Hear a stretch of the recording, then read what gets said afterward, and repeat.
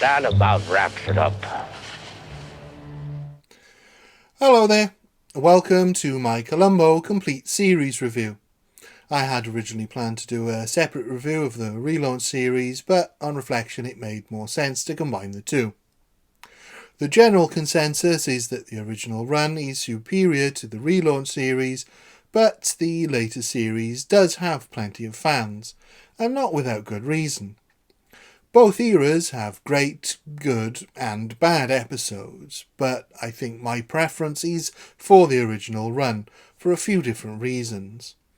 Columbo isn't quite a fully formed character, so we are learning about him as the show goes on, and I really enjoy getting to know the character as the writers are learning about him too. I also prefer the guest actors that appear in the original run. Generally, they are more experienced actors who feel comfortable in their roles, and as they are generally older than Falk, it automatically feels like he is lower in status than them, which I think is crucial for the series. However, and this is the most important thing I hope everyone takes away from my reviews, if you prefer the later series, that's absolutely fine. And that goes for individual episodes too. I review and rate each episode based on my own personal feelings about the episode and what works for me and what doesn't. I love reading your comments telling me why you disagree with me about an episode almost as much as I love reading your comments telling me why you agree with me. Almost. So please don't think my word is final on how enjoyable an episode is. On to the show itself. Let's start at the beginning. The pilot TV movie. Prescription Murder is a fantastic TV movie. A sort of Columbo Begins origin story for the detective. But would not have been the greatest template for the show, as it lacks a few things that it needs to set it apart from the rest of the detective shows on TV at the time.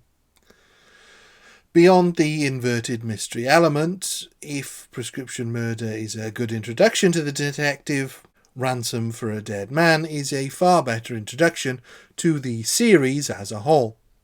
Mrs. Williams? Yes? Lieutenant Columbo, local police. I seem to have dropped my pen out here. Although for me lacked a certain amount of pizzazz that was delivered in spades in Murder by the Book.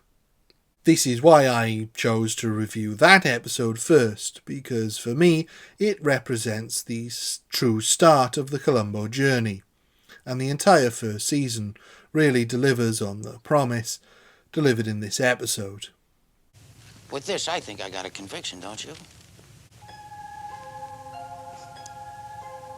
Over the course of the initial run of the show, some episodes are better than others, as you might expect, but I think each one offers something different, which stops the show from devolving into predictability. The murderers all have distinct characters and motives that present different challenges for Columbo, and of course he steps up each time. As the show went on, it did get a little more uneven, as you might expect. Columbo set a high standard and relied on complex, compelling mysteries, perhaps more so than any other series on TV at the time. And as time went on, it naturally got more difficult to maintain that standard. While the first season may be the most consistent, some of my favourite episodes come in later series. Unfortunately, so do some of my least favourite. But the first season is so important in building trust in the show. It means that for the rest of the series run, if an episode turns up that you don't enjoy as much as the previous episode, you're far more likely to be charitable and keep watching, and you'll likely be rewarded by an episode you do enjoy. It certainly feels like something that has been lost in the more serialised TV of today, where one bad episode can practically sink a show. One of the biggest flaws of the original series, though, is episode runtime, as it varies between 70 minutes and 90 minutes, but not necessarily at the behest of the writer, rather the studio wanting a longer episode. This tends to mean that some episodes are slightly rushed, while others are overly long. Not that this ever ruins an episode, but can make it a little tiresome. While the relaunch series attempted to fix this by making all episodes 90 minutes, for me, where this series struggled was in the lack of season structure and the choice of guest star. By having fewer episodes, in an effort to wait until they had the right stories, it meant there was less of an opportunity to make a mistake. There was pressure on every single episode to be great because there were fewer of them, and they became increasingly more sporadic.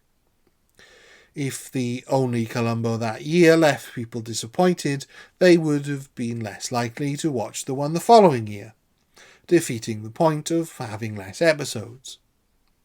My issue with the guest stars is that some lacked enough gravitas to go toe-to-toe with Falk's Columbo. And while I do like the way some of the younger murderers underestimate Columbo because they saw him as this clueless old man...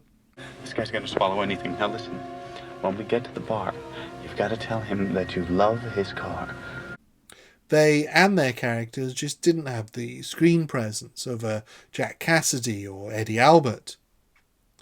Also, for the most part, it felt like they didn't quite know how to let Columbo have more fun with the murderer in the later series. My favourite episodes of the relaunch series are the ones where the murderer is given the time to play with Columbo. It just has me baffled, sir. Fascinating. And sometimes that element is either non-existent or just doesn't quite get the relationship right. There are still some excellent episodes in there, and I really enjoy when they get all the right notes in the right order.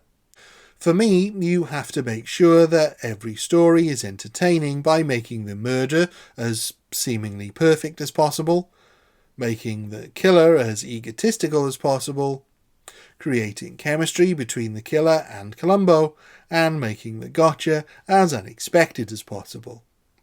If an episode does all those things, it's hugely enjoyable.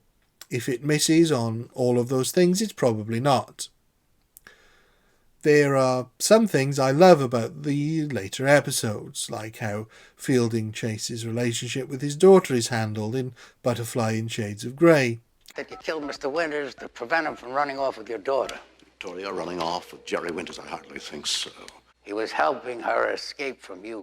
Or how Wesley Corman is so wickedly manipulative in Uneasy Lies the Crown. I want to express my gratitude, and I'm sorry that I misjudged you.